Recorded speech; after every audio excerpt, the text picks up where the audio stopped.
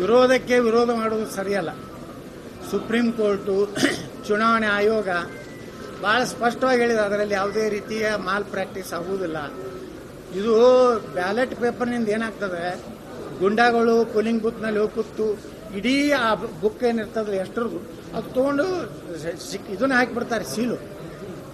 Rigging ಆಗ್ತದೆ. ಅದಕ್ಕನೇ ಇದನ್ನ ನಮ್ಮಲ್ಲಿ ಇದು ತೊಗೊಂಡು ಬಂದಿದ್ದು.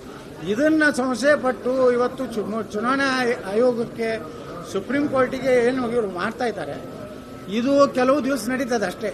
ಇನ್ನು ಮುಂದೆ ಈ ಸರ್ಕಾರ ಹೋಗುದೇ ಮತ್ತೆ ಅದೇ ಮಷಿನ್ ನೋಡ್ರಿ, ನೀವು ಪ್ರೂವ್ ಮಾಡಬೇಕು ಇದರಲ್ಲಿ ಏನೋ ಗದ್ದಲಾಗಿದೆ. ಇದು ಈ ಮಷಿನ್ದಾಗ ಹಿಂದೆ ಕೇಳ್ತಿದ್ವಿ ನಾವು ಸಣ್ಣವರಿದ್ದಾಗ, ನಾವು ಎಲ್ಲಿ ಓಟ್ ಹಾಕಿದ್ರು ಅದು ಕಾಂಗ್ರೆಸ್ ಹೋಗ್ತೈತೆ ಅಂತೇಳಿ. ಇಂದಿರಾ ಗಾಂಧಿ ಇದ್ದಾಗ ನಾವು ಬೇಕಾದಲ್ಲಿ ಹಾಕಲಿ, ಅದು ಹೋಗಿ ಅಂಥದ್ದೇ ಪೇಪರ್ ತೆಗೆದಾರ ಅಂತ ಹೇಳ್ತಿದ್ರು.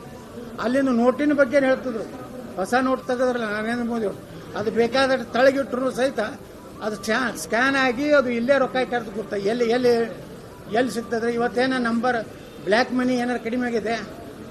ಒಬ್ಬ ಚಿತ್ರದುರ್ಗ ಶಾಸಕನ ಬಳಿ 2,000 ಕೋಟಿ ರೂಪಾಯಿ ಅಷ್ಟು ಹಣ ಸಿಗ್ತದೆ ಅಂದ್ರೆ ಅಷ್ಟು ದುಡ್ಡು ಎಲ್ಲಿದ್ದು ಬಂತು. ಇವರು ಎಲ್ಲ ಮನೆ ಮಠ ಇವತ್ತು ಹಾಳು ಮಾಡುವಂಥ ಕೆಲಸ ಮಾಡುವಂಥ ಕಾಂಗ್ರೆಸ್ನವರು ಈ ಬ್ಯಾಲೆಟ್ ಅನ್ನುವಂಥ ಒಂದು ನೆಪ ಅಟ್ಟೆ. ಈ ನೆಪದಿಂದ ರಿಗ್ಗಿಂಗ್ ಮಾಡಬೇಕು. ಅವ್ರಿಗೆ ಗೊತ್ತಿದೆ ನಾಳೆ ಜಿಲ್ಲಾ ಪಂಚಾಯತಿ, ಪಟ್ಟಣ ಪಂಚಾಯತಿ, ತಾಲೂಕ್ ಪಂಚಾಯತ್ ಚುನಾವಣೆ ನಡೆದ್ರೆ ಕಾಂಗ್ರೆಸ್ಗೆ ಹೀನಾಯವಾಗಿ ಸೋಲಾಗ್ತದೆ ಅಂತೇಳಿ ಬ್ಯಾಲೆಟ್ ಮಾಡಿ ಅದ್ರ ಮೂಲಕ ರಿಗ್ಗಿಂಗ್ ಮಾಡಿ. ಯಾಕಂದ್ರೆ ಅಧಿಕಾರಿಗಳು ಅವ್ರ ಮಾತೆ ಕೇಳ್ತಾರೆ. ಯಾವ ಚುನಾವಣೆ ಅಧಿಕಾರಿ ಇರ್ತಾನೆ, ತಹಸೀಲ್ದಾರ್ ಇರ್ಬೋದು, AC ಇರ್ಬೋದು, ಅವರೆಲ್ಲ ಅವ್ರ ಮಾತು ಕೇಳ್ತಾರೆ, ರಿಗ್ಗಿಂಗ್ ಅಲೋ ಕೊಡ್ತಾರೆ. ಇವನ್ ಕೆಲವೊಂದು ಸಂದರ್ಭದಲ್ಲಿ ಹೆಂಗ್ ಕೌಂಟಿಂಗ್ ಆಗ್ತದಂದ್ರೆ